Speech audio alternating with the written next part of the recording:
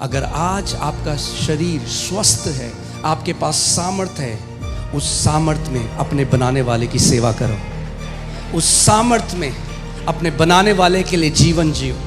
That's the greatest privilege. How are you doing? Amen. क्यों नहीं आप अपने हाथों को खड़ा करें? We'll just worship the Lord before we go into the word. Yeah, come on, give a big praise to Jesus. यीशु को एक बड़ी महिमा दें हम। वो महान राजाओं का राजा है, वो प्रभुओं का प्रभु है। Hallelujah. What a great privilege.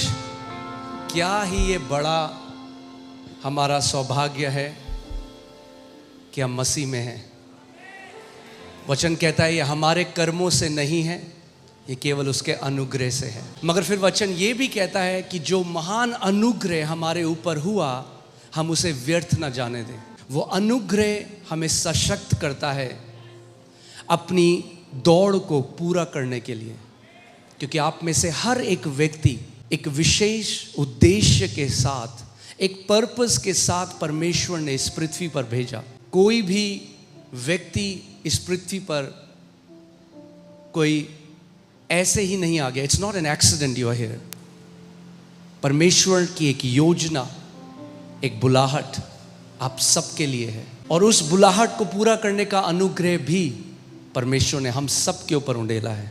हमारा विश्वास हमारे कर्मों में नहीं, हमारी अपनी धार्मिकता पे नहीं, उस पिता की भलाई पे है जिसने हमें बुलाया है। वो भला था, वो भला है, और आपके जीवन के हर एक दिन वो भला रहेगा। He was a faithful God, He is a faithful God, and He shall be a faithful God all the days of your life. वही पिता जिसने आपके माता के गर्भ में आपको बुना, आपको बनाया, आपकी सृष्टि करी, वो कहता है जब तेरे बाल पक जाएंगे, जब हमारे बाल सफ़ेद हो जाएंगे, तब भी वो हमारे साथ विश्वास योग्य रहेगा। और जैसे वचन कहता है कि उसकी गुडनेस, बोलो गुडनेस, भलाई,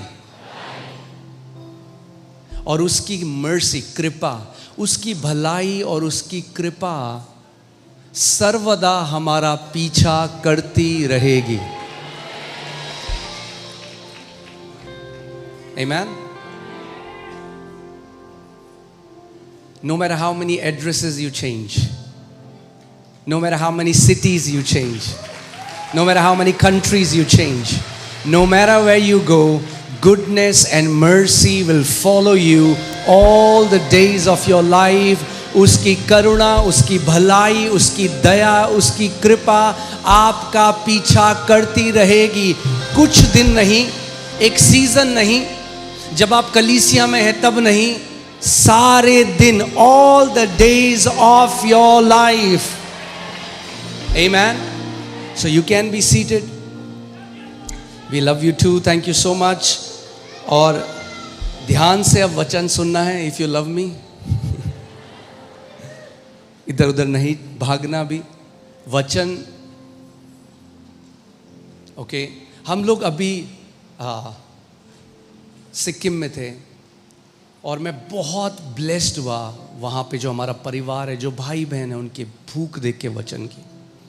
आप जानते हैं, हमें लोग बोलने लगे कि आप गलत समय में वहाँ गए, क्योंकि वो रेनी सीज़न है। अभी रेनी सीज़न है वहाँ, हर बारिश, सुबह से शाम पूरी रात बारिश, और उस बारिश के बीच में सारे लोग छाता लेके आए, पूरे दिन वचन को सुनते रहे।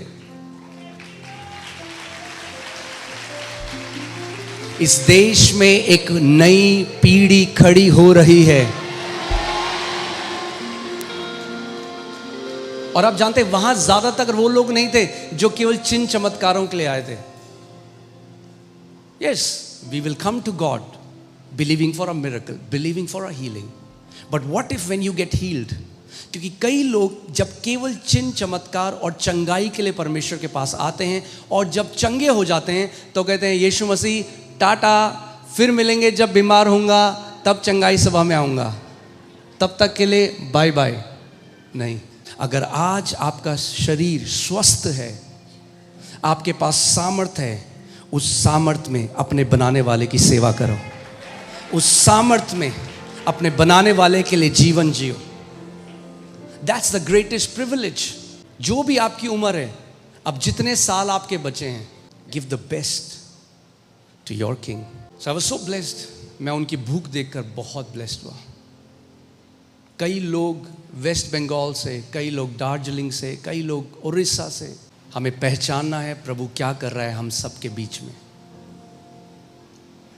हमें ये जानना है so that we don't get casual कि अरे ये तो हर संडे होता है। नहीं, जो वचन परमेश्वर हर रविवार को भेजता है, उस वचन में आपका छुटकारा है, उस वचन में आपकी चंगाई है, उस वचन में दीर्घ आयु है। I love it. See, many people don't understand. They think deliverance is just by a prayer. वो सोचते हैं छुटकारा कैसा है? प्रार्थना, deliverance prayer करो। But Jesus said, the Spirit of the Lord God is upon me because He's anointed me to preach deliverance to the captives. जो बंधन में हैं, उन्हें छुटकारे का प्रचार चाहिए, उन्हें छुटकारे का वचन चाहिए। You preach deliverance, not just a prayer. Lasting deliverance comes through the preaching of the word. जो असली छुटकारा है वो वचन के प्रचार से आता है, केवल एक हाथ रखने से नहीं आता। He has anointed me to preach deliverance to the captives. You preach deliverance to the captives. जो बंदी हैं उनको आप क्या करते हो? छुटकारे का सुसमाचार देते हो। Amen? और जो बंदी ध्यान से छुटकारे का सुसमाचार सुनते हैं, उन सुनते सुनते चेन्स गिरने लग जाती हैं। सुनते सुनते जो सालों के एडिक्शंस हैं वो चले जाते हैं। आपने यहाँ पे देखा है कितनी बार कई लोग आके कहते हैं 20 साल से मैं शराब पीता था, अब सारी इच्छा चली गई। That's because in His word, उसके वचन में सामर्थ्य है, उसके वचन में वो अनुग्रह है जो आपको चाहिए। सो आज का वचन बहुत ज़रूरी है क्योंकि विश्वास सुनते रहने से आता है।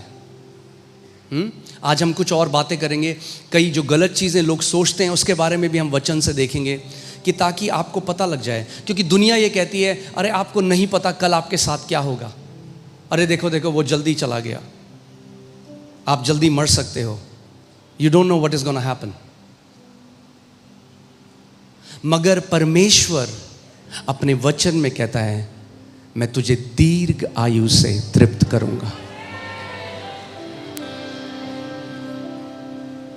मगर ध्यान से सुनो, केवल क्योंकि परमेश्वर का वचन कहता है अपने आप वो पूरा नहीं होता जो वचन में लिखा है, जब तक आप उस पर विश्वास को नहीं मिलाते।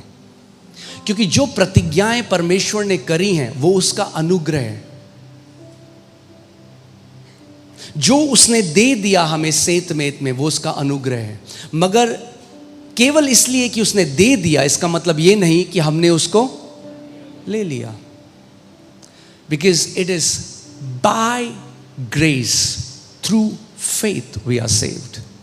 और ये जो वचन सेव्ड है ये वचन है सोजो, जिसका मतलब है केवल पापों की क्षमा नहीं। इसीलिए क्योंकि कलीसिया में आज पूरा सुसमाचार नहीं सुनाया जाता, इसीलिए कई जो विश्वासी हैं उनको ये लगता है यीशु मसीह केवल इसलिए आया, हम पापी थे, हमें पापों की क्षमा मिल गई, अब हम एक हारा हुआ जीवन इस पृथ्वी पे जिए और इंतजार करें कि जब मर जाएंगे तो तब यीशु के साथ रहेंगे और तब उसके साथ राज्य करेंगे। मगर परमेश्वर का वचन कहता है प्रकाशित वाक्य 1:6 में, प्रकाशित वाक्य 5:10 में कि उसने हमें परमेश्वर के लिए याजक और राजा ठहराया और हम पृथ्वी पे राज्य करेंगे। आमीन।